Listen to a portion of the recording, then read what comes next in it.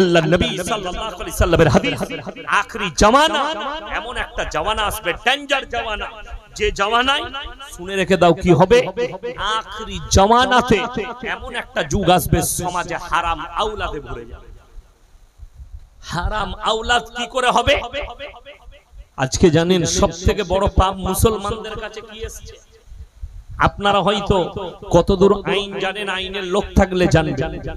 সরকার রায় দিয়েছে, ভারতে পাস হয়ে গেছে পার্লামেন্টে, পরকীয়া লিগ্যাল ভারতে, সরকারি আইনে পরকীয়া লিগ্যাল। কারোর বউ যদি কারোর সঙ্গে শুয়ে থাকে রাত্রে বেলায়, যদি আপনি দেখলেন, সকাল বেলায় থানায় গেলে আপনাকে মেরে ফেলবে। কেন? ভারতে এটার কোনো আইন নাই, লিগ্যাল, যে কেউ কারোর সাথে শুতে পারে। হারাম আওলাদে ভরে যাবে। রাসূল আকরাম সাল্লাল্লাহু আলাইহি সাল্লাম হাদিস বর্ণনা করলেন, পরকীয়া আজকে যে পাপটা মুসলমানের কাছে ঢুকেছে, সেটা হচ্ছে লোকের বউকে নিয়ে পালিয়ে গিয়ে ঘর, তার আগের স্বামী তালাক দেয়নি। মাসলা শুনে যান, কেউ যদি কারোর বউকে নিয়ে পালায়, তার আগের স্বামী তালাক না দিলে গোটা পৃথিবীর হুজুর যদি এক কাছে হয়ে নিকাহ পড়ায়, নিকাহ শরীয়ত সম্মত লয় হারাম হবে। যতদিন বাস করবে জিনা করা হবে, বাচ্চা পয়দা হলে হারাম বাচ্চা পয়দা হবে। এটা ইসলাম, এটা শরীয়ত। আমি আপনাদেরকে জানিয়ে যাচ্ছি, কাল কিয়ামতের দিনে পাকড়াও হবে। হে মুসলমান, কোরআনে আছে ওয়ালা তাকরাবুজ জিনা ইন্নাহু কানা ফাহিশা ওয়া সা সাবিলা। ব্যভিচার করা তো দূরের কথা, যে রাস্তায় ব্যভিচার হয় সে রাস্তার ধারে পাশে তোমরা যাতায়াত করবে। যে রাস্তায় ব্যভিচার হয়, আখরি জামানায় পরকীয়ায় জড়িয়ে যাবে মানুষ, হারাম আওলাদ আসবে, নিজের স্বামীকে ছাড়া অপরের সঙ্গে সম্পর্ক করবে, আর তাদের দ্বারা আওলাদ জন্ম দিবে, আর সেইগুলোই হবে সমাজের বুকে হারাম আওলাদ, আর তারা হালাল বলে প্রকাশ পাবে। আমার ভাই, আমি লাস্ট কথা আপনাদেরকে বলে যাচ্ছি। আজকে যদি আমার পরিচয় আপনি মনে করছেন যে আমরা মানুষ আর জানোয়ারের মধ্যে ফারাক কি, জানোয়ারের চারটা পা আছে, জানোয়ারের মাথা আছে, জানোয়ারের আকৃতি আলাদা, তাদের সবকিছু আলাদা, তারা অন্য খাবার খায়, ঘাস খায়, আমাদের সঙ্গে এতটাই পার্থক্য, তারা অবলা প্রাণী আর আমরা হচ্ছি বলা। আমাদেরকে আল্লাহ বলার তৌফিক দিয়েছে, আকৃতি দিয়েছে, সৌন্দর্যতা দিয়েছে, কিন্তু এটাই পার্থক্য নয়। অরিজিনাল পার্থক্যটা বুঝিয়ে দিচ্ছি, তাহলেই বুঝতে পারবেন অরিজিনাল পার্থক্যটা, জানোয়ারের সঙ্গে ইনসানের পার্থক্যটা, ফারাকটা আল্লাহ কি দিয়েছেন। আজকে যদি আমাকে জিজ্ঞেস করেন হুজুর আপনি কে, আমি সর্বপ্রথম বলবো আমি মৌলভী শওকত আলী মাজাহিরি। আমার বাপের নাম লব না, মায়ের বাবা। বাবা, আপনাদিকে যদি কেউ জিজ্ঞেস করি, আলহামদুলিল্লাহ, আমি যদি আপনাদিকে কেউ কি জিজ্ঞেস করি তোমার পরিচয় কি, সে কি বলবে? নিজের বাপের নাম নেবে না মায়ের কথা বলে বাবা। যদি বাবা কারো মারা যায়, তাও বলবে আমি অমুকের মৃত অমুকের সন্তান, বলবে না? বলবে না? আমি মৃত অমুকের সন্তান। বাবা মারা যাওয়ার পরেও এই কথাটাই বলবে, আমি মৃত অমুকের সন্তান। কেন? আল্লাহ রাব্বুল ইজ্জত মানুষের পরিচয় দিয়েছে বাপের দ্বারা, ইনসানের পরিচয় ঘটিয়েছে বাপের দ্বারা। আপনাদের এখানে ছাগল আছে না নেই? গরু আছে না নাই?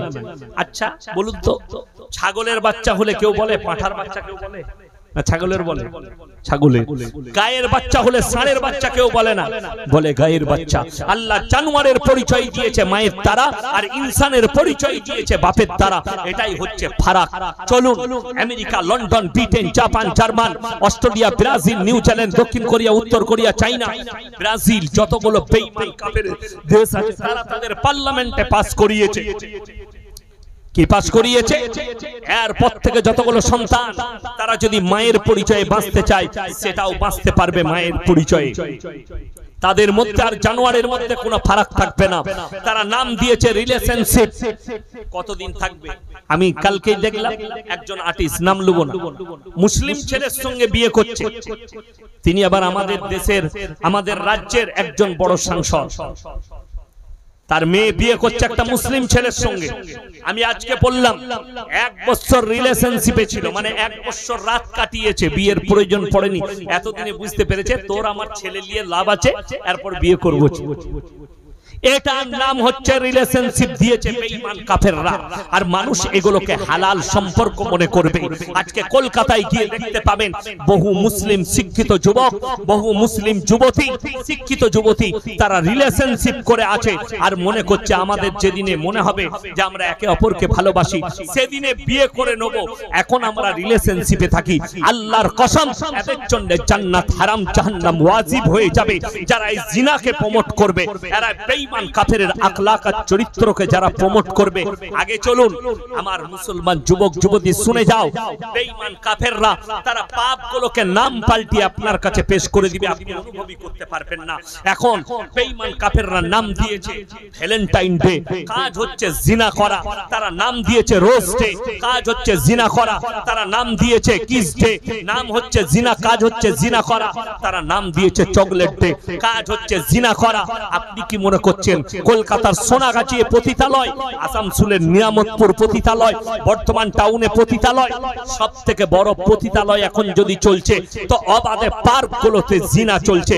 আর আল্লাহর নবীর হাদিস, এমন একটা আখরি জামানা আসবে রাস্তাঘাটে কুকুরের মতো নারী পুরুষ জিনা করবে, তখন জানবে কিয়ামত তোমাদের কাছে চলে এসেছে। এদের লজ্জা শরমের মাথা খাবে।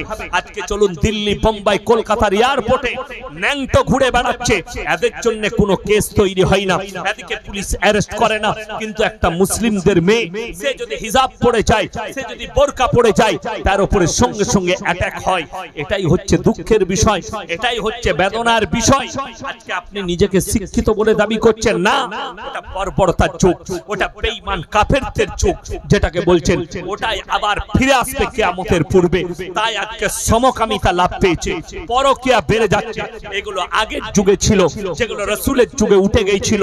আর আল্লাহর নবী হাদিস বর্ণনা করলেন আখরি জামানায় ওই পাপগুলোই ফিরে আসবে, খালি নামটা পাল্টিয়ে দিবে মডেলিং বলে। আপনারা মনে করছেন এখন যে 5 স্টার হোটেলগুলো অবাধে মদ আর নারীর ব্যবসা চলছে, এটা কি রাসূলের যুগে ছিল না?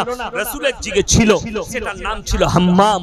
হাম্মাম মানে হচ্ছে ওই জায়গায় মদ খেত আর নর্তকীরা ডান্স করত। এখন বারেতে মদ খায় আর সেখানে বারের নারীরা ডান্স করে। একটাই জিনিস খালি পাল্টিয়ে গেছে। রাসূলের জামানায় রাসূল পরিষ্কার করলেন, আর এখন মডেলিং এর নাম নিয়ে ফিরে এলো। তা না হলে সৌদির মতো জায়গায় বার খুলতো না, সৌদির মতো জায়গায় মদের দোকান খুলতো না, সৌদির মতো জায়গায় ভিডিও হল খুলতো না। এগুলো সব কিয়ামতের আলামত। আমার ভাই, শেষকালে সকলে হাত তুলে বলুন আমরা 5 ওয়াক্তের নামাজি হব। সকলে জোরে বলুন ইনশাআল্লাহ। নামাজ কম্পালসরি, নামাজ অবশ্যই আপনাকে পড়তে হবে। আল্লাহর রাসূলের হাদিস, যার নামাজ নাই তার মধ্যে ইসলাম নেই। আপনার মধ্যে নামাজ নেই, আপনার মধ্যে ইসলাম নেই, এটা রাসূলের হাদিস। নামাজ অবশ্যই পড়তে হবে। কেন? ইন্নাস সালাতা তানহা আনিল ফাহশাই ওয়াল মুনকার। হে নবী বলে দাও, নিশ্চয় নামাজ এমন একটা ইবাদত, মানুষ যখন নামাজ পড়ে অশ্লীল কাজ থেকে সরিয়ে ভালো কাজের দিকে নিয়ে যায়। জোরে বলুন সুবহানাল্লাহ। এই যে কুরবানি, বহু মুসলমান কুরবানি বুঝে, আর অনেকজন বুঝার পরেও নিজেকে চালাক মনে করে, মৌলবীদিকে বুঝতে দেব না। বাড়িতে 10টা মেম্বার আছে, 10 জনই হচ্ছে মালে নিসা, 10 জনের উপরই কুরবানি ওয়াজিব। তার মানে 10টা ভাগ। কটা বললাম? 10টা ভাগ। আপনি 10টা ছাগল দেন। আপনার যদি ওয়াকাত থাকে সবারই নামে কুরবানি দিতে হবে। যদি 14টা মেম্বার থাকে, 14 জনের উপরেই যদি ওয়াজিব থাকে, আপনি 2টো গরু কিনে 14 জনাই মালদার, 2টো গরু কিনে সকলের নামে কুরবানি। কুরবানি মনে করেছে গোশত খাওয়া, গোশত খাওয়াটা নিজের নামে, কুরবানির গোশত খাওয়াটা সুন্নত, অবশ্যই খাবে। কিন্তু গরিবের কাছে মাংস পৌঁছানো,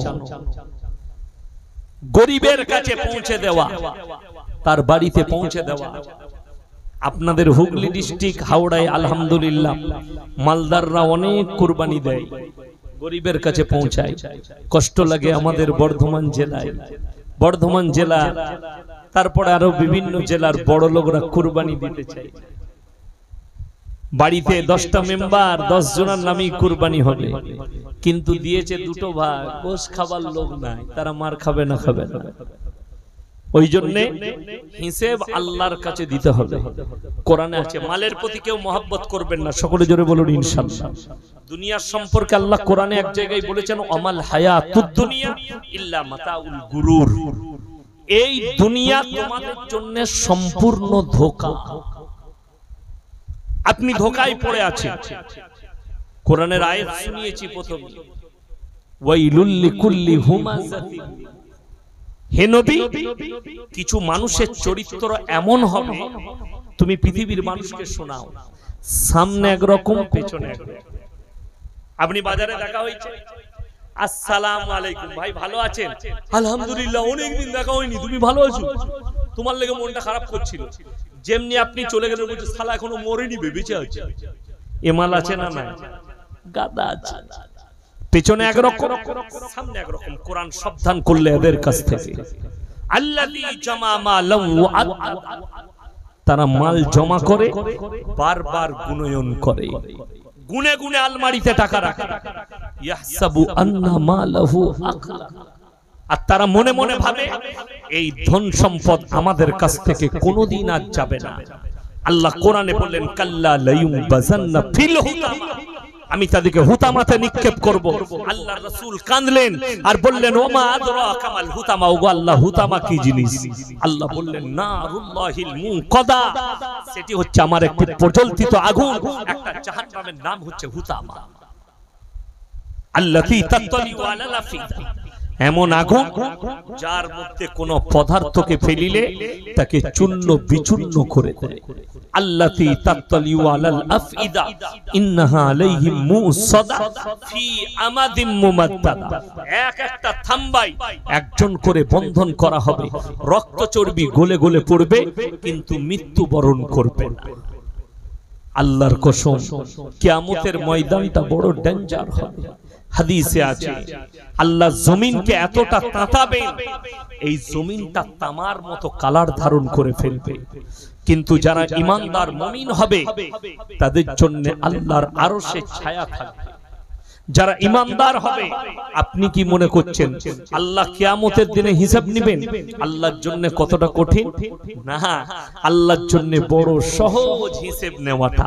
আল্লাহ কোরআনে বলেছেন যে আমার জন্য কতটা সহজ। আল্লাহ এক শ্রেণীর জবানকে বন্ধ করবেন, কাদের? যারা হাতের দ্বারা জিনা করেছে, হাতের দ্বারা মার্ডার করেছে, যারা হাতের দ্বারা মানুষের ক্ষতি করেছে। আপনি জানেন আমাদের সমাজের লোক কত বড় বড় পাপ করে, অথচ ওগুলোকে পাপই মনে করে না। আমি কিছুদিন আগে যাচ্ছিলাম বাঁকুড়া জঙ্গল পেরিয়ে, বিনপুর জঙ্গল পেরিয়ে এক জায়গায় জলসা করতে, জঙ্গল মহলে যেতে যেতে দেখলাম জঙ্গলে কেউ আগুন ধরিয়েছে। এই যারা জঙ্গলে আগুন ধরিয়ে দেয়, যতগুলো প্রাণী পুড়ে মারা যাবে আল্লাহর কসম তাদেরকে হিসেব লাগে। বিনা কারণে জঙ্গলে যদি আগুন ধরিয়ে দাও, বিনা কারণে ওই গাছের প্রাণগুলো গেলে ওই গাছের প্রাণের বদলে আল্লাহর কাছে প্রাণ লাগবে। যতগুলো প্রাণকে তুমি অন্যায়ভাবে হত্যা করেছো তোমাকে হিসেব দিতে হবে। যারা পুকুরে নদীতে বীজ দেয়, বীজ দেয় না মাছ ধরার জন্য, নদীতে যদি কেউ বীজ দেয় মাছ ধরার জন্য, যতগুলো মাছ এবং প্রাণী কষ্ট পাবে, এই এক একটা জানের বদলা কিয়ামতের দিনে লাগবে। তুমি যদি তাহাজ্জুদ পড়ো তারপরেও তোমাকে আটকানো হবে। ওই জন্য আপনি এইগুলোকে ছোট ছোট পাপ মনে করেন, আর আপনি যদি মনে করেন অস্বীকার করব, আল্লাহ কোরআনে সূরা ইয়াসিনে বললেন আল-ইয়াওমা নাখতিমু আলা আফওয়াহিহিম ওয়া তুকাল্লিমুনা আইদিহিম ওয়া তাশহাদু আরজুলুহুম বিমা কানু ইয়াকসিবুন। আমি আল্লাহ রাব্বুল আলামিন কিয়ামতের দিনে তাদের জবানগুলো সিলাই করব, বন্ধ হয়ে যাবে। ঠোঁট কথা বলবে, চোখ কথা বলবে, হাত কথা বলবে, কান কথা বলবে, তার অঙ্গ প্রত্যঙ্গকে কথা বলার যোগ্যতা দান করে দেব। তারা সাক্ষী প্রদান করবে, তোমাকে কোনো কথাই বলতে দেওয়া হবে। চলুন আর এক জায়গায় আল্লাহ বললেন, হে আমার নবী বলে দাও আমি এত সহজে হিসেব নেব? কিরামান কাতিবিনা ইয়ালামুনা মা তাফআল। প্রত্যেকটা নারী পুরুষের কাছে বক্তা নিয়ে আসে, দুজন করে ফেরেশতা নিযুক্ত করেছি, দুজন করে ফেরেশতা নিযুক্ত করা আছে। তারা সবাই তোমাদের কাতিব, মানে হচ্ছে টাইপ করে করে যারা লেখে তাদেরকে কাতিব বলা হয়, কিরামান কাতিবিন। আমি কিয়ামতের দিনে আল্লাহ তাআলা বলবেন, ইকরা কিতাবাক কাফা বিনাফসিকা আল-ইয়াওমা আলাইকা হাসিবা মান ইতাদা ফাইন্নামা ইয়াহতাদি লিনাফসি ওয়া মান দাল্লা ফাইন্নামা ইয়াদিল্লু আলাইহা ওয়া লা তাজিরু ওয়াজিরাতুন বিজরা উখরা ওয়া মা কুননা মুআযযিবিনা হাত্তা নাবাসা রাসূলা। হে আমার নবী, পৃথিবীর প্রত্যেকটা নারী পুরুষের হাতে তাদের আমলনামা ধরিয়ে দেওয়া হবে। তোমরা নিজের মুখে হিসাব দাও। ইকরা কিতাবাক কাফা বিনাফসিকা আল-ইয়াওমা আলাইকা হাসিবা। পড়ো, নিজের মুখে নিজের পাপ পড়ে শোনাও, নেকি পড়ে শোনাও, নিজের হিসাবটা তুমি নিজের মুখে শোনাও। আল্লাহ বলবেন, কোরআনে বললেন, হে নবী, যারা হিদায়াত প্রাপ্ত হয়েছে তারা নিজের জন্যই হয়েছে, আর যারা পদভ্রষ্ট হয়েছে তারা নিজের জন্যই হয়েছে। যারা পদভ্রষ্ট, কিয়ামতের দিনে তাদের জন্য কোনো রাখওয়ালা থাকবে না। আপনারা কি মনে করছেন গোটা পৃথিবীর মানুষের জন্য মিজান আল্লাহ দাঁড় করাবেন না? আল্লাহ তাতগাউ ফিল মিজান, নেকির পাল্লা মাপা হবে শুধুমাত্র ঈমানদারদের, যারা কালমা পড়েছে, যারা নিজেকে মুসলমান বলে দাবি করেছে তাদের হিসাব। আল্লাহ তাআলা যারা কালমা পড়েনি, বেঈমান কাফের, তাদের একটাই হিসাব, জাহান্নাম। আপনারা অবাক হবেন শুনলে, এক শ্রেণীর মানুষ সবথেকে প্রথমে জান্নাতে যাবে, জোরে বলুন সুবহানাল্লাহ। তারা কারা জানেন? এক নম্বর, আমরা সকলে জানি পৃথিবীর সবথেকে বড় জঙ্গলের নাম হচ্ছে অ্যামাজনের জঙ্গল। আমরা জানি আর একটা দ্বিতীয় বড় জঙ্গল, সেটার নাম হচ্ছে আফ্রিকার জঙ্গল।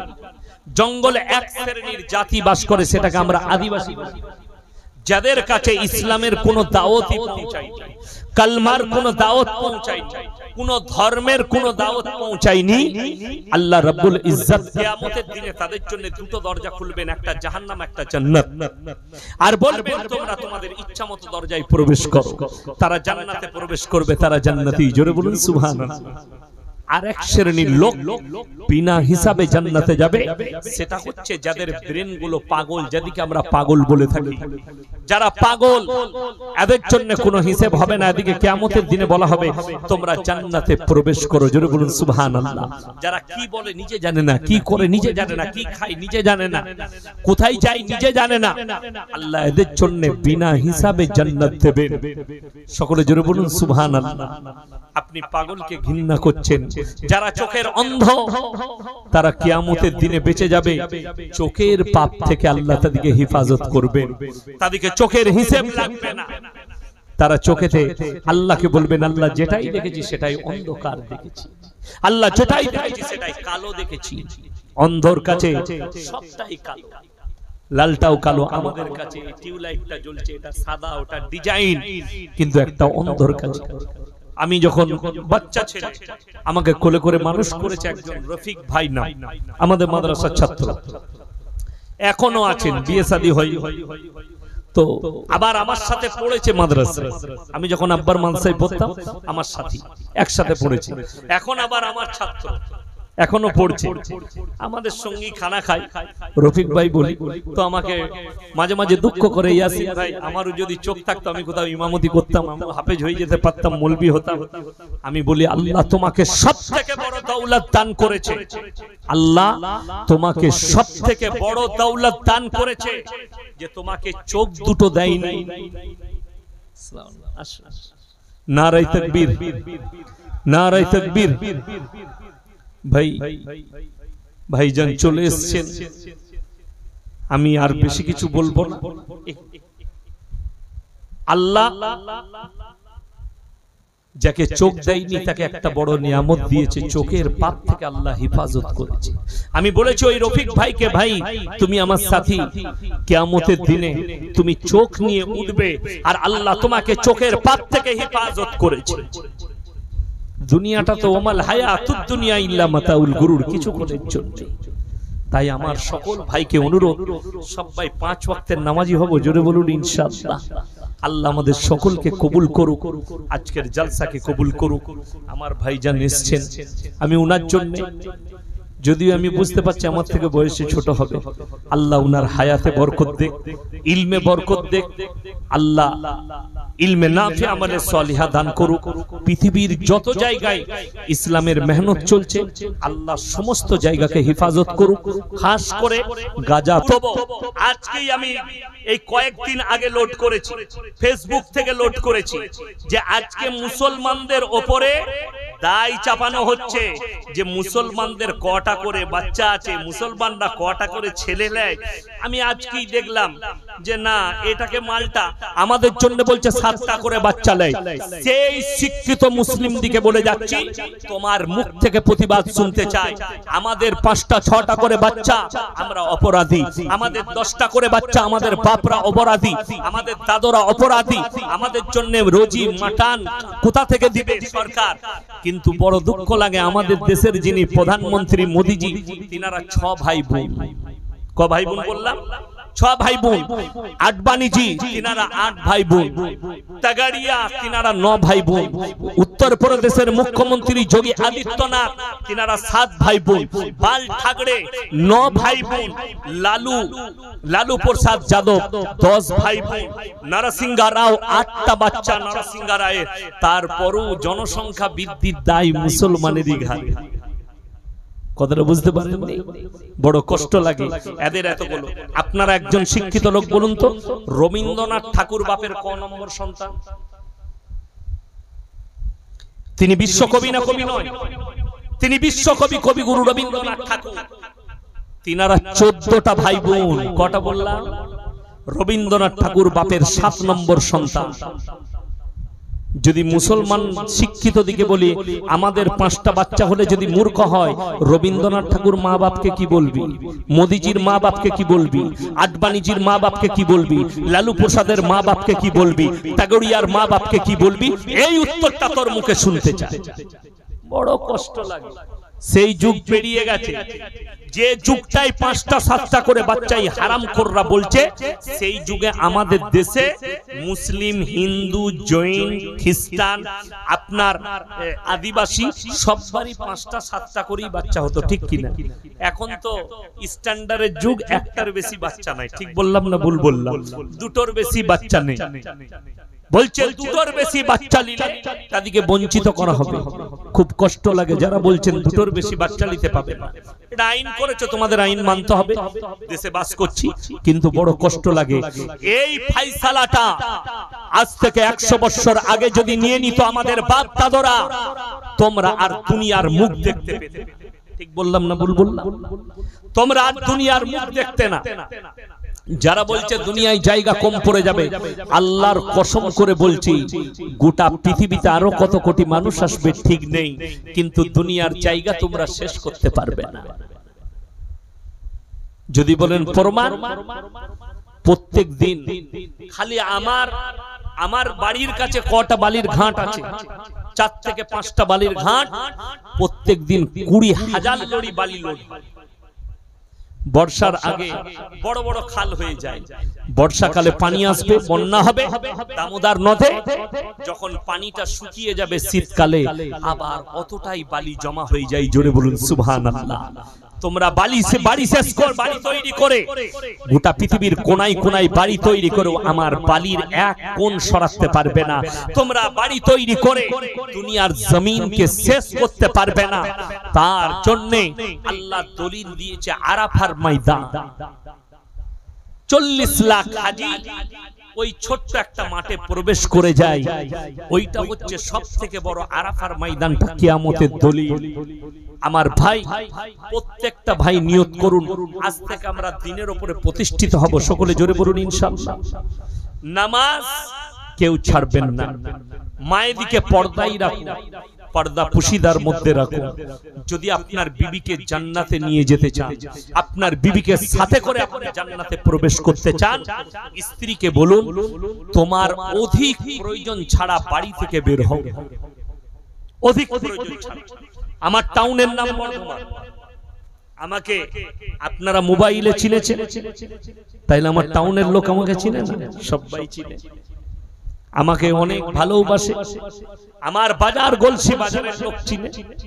যদি গলসি বাজারে, আমার বাজারে একটা লোক বলে দেয়, একটা দোকানি বলে দেয় ইয়াসিন সাহেবের বিবি বোরকার সঙ্গে পর্দার সঙ্গে এসে একটা রুমাল কিনেছে, তা আমি শওকতের বেটা ওয়াদা করে গেলাম আমাকে ডাকবেন, পাই ক্যামেরা চালিয়ে জুতোর মালা পড়ে যাব আপনাদের কাছ থেকে। আমার এলাকার কোন ধনী থেকে দরিদ্র কেউ যদি বলতে পারে ইয়াসিন সাহেবের মা কিংবা স্ত্রী আমাদের বাড়িতে প্যান্ডেলে, বিয়ের প্যান্ডেলে বসে খেয়ে গেছে, আমি মৌলবি শওকতের বেটা জীবনে আর বক্তব্য সমাজের বুকে কথা বলবো না। কি মনে হয় আমার বিবির শখ নেই জীবনে? জিজ্ঞেস করুন। আমার উবায়ান আমার শ্বশুর ঘরের লোকরাও শুনে। 17 বছর বিয়ে হয়েছে, হাতে গুনে কবার বাপের বাড়ি গেছে এখনো হিসেব নেই। আমাকে আপনার কি মনে হয় শ্বশুর বাড়ির সঙ্গে আমার সম্পর্ক নেই? আমি যেদিনে বলি বাড়িতে আছি, জলসা নেই, আমার শাশুড়ি দেশি মুরগি রান্না করে দিয়ে পাঠায়। জানে হুজুর পোল্ট্রি খাই না, দেশি দিয়ে পাঠায়। আমি গিয়ে খেয়ে আসি, কিন্তু আমার স্ত্রী যাই না। নিশ্চয়ই আমার স্ত্রীকে সেইভাবে রেখেছি। যদি কারো সন্দেহ হয় আপনি স্ত্রীকে জোর জবরদস্তি আটকিয়ে রেখেছেন, তাইলে ইমানদারির সঙ্গে বলছি আপনার বিবিকে নিয়ে আপনি আমার বাড়িতে মেহমানদারি করুন। আপনি আমার মেহমানখানায় থাকবেন, মাদ্রাসায়, আপনার বিবি আমার স্ত্রীর কাছে থাকবে। আমার বিবি যদি একটা অভিযোগ করে দেয় ইয়াসিন সাহেব আমাকে কষ্ট দেয়, তা আমি সমাজের সামনে আর মুখ দেখাবো না ইনশাআল্লাহ। বড় কষ্ট লাগে। আমাদের দেশে আসল কথা কি জানে? রমজান মাসে আমি মুর্শিদাবাদে জলসা করি, 2-3টে জলসা করি। তো রমজান মাসে জলসায় গেছি, তো আমার একজন বন্ধু মানুষ আছেন মুফতি জার্জিস হোসেন সাহেব কাসমি, বেলডাঙ্গার সবথেকে বড় মাদ্রাসা জালিলিয়া দারুল হুদা মাদ্রাসার প্রধান শিক্ষক, সাইকুল হাদিস, মারাত্মক বক্তা, আমার বন্ধু মানুষ। আমি বললাম ভাই আপনার মাদ্রাসায় ইফতারি করি, বলে আসুন। ইফতারি করলাম, তারপরে এশার পরে জলসা হবে, একটু দূরে জলসা। আমি বললাম ভাই ভালো কাপড়ের দোকান কোথায় আছে? বাজার করে। বললে এখানে একটা বিরাট বড় দোকান। গেলাম, দোকানে ঢুকি দেখছি সব খালা, আমি একা খালি খালি। আমি ফেড়ে পড়ে গেছি, আল্লাহ কি বিপদ হলো। দোকানি আমাকে চিনে, বলে হুজুর কি নেবেন? আমি মায়ের কাপড়, স্ত্রীর কাপড় কিনবো। তো আমি সঙ্গে সঙ্গে কি করেছি, একটা কোন রকম আমার মেয়ের কাপড় কিনে পালিয়েছি। লজ্জা লাগে কেন? স্বামীরা বাড়িতে, বিবিরা বাজারে। কিয়ামতের আলামত, কিয়ামতের বড় আলামত। স্ত্রী বলছে, শুনলেন, রাগ করবেন না, আমি দুটো দলিল দেব, মারাত্মক দলিল। আপনি বলছেন আমি মুমিন, আমি 1 মিনিটের লেগে মেনে নিলাম আপনি মুমিন, আপনি ফজরের নামাজ পড়েছেন। মোটরসাইকেল নিয়ে আপনি যাবেন ডানকুনি বাজার করতে, ফুল হাত শার্ট, ফুল প্যান্ট, পেছনে বউ বসে আছে, বইয়ের পেট বেরিয়ে আছে, পিঠ বেরিয়ে আছে, আপনি বলছেন আমি মুমিন।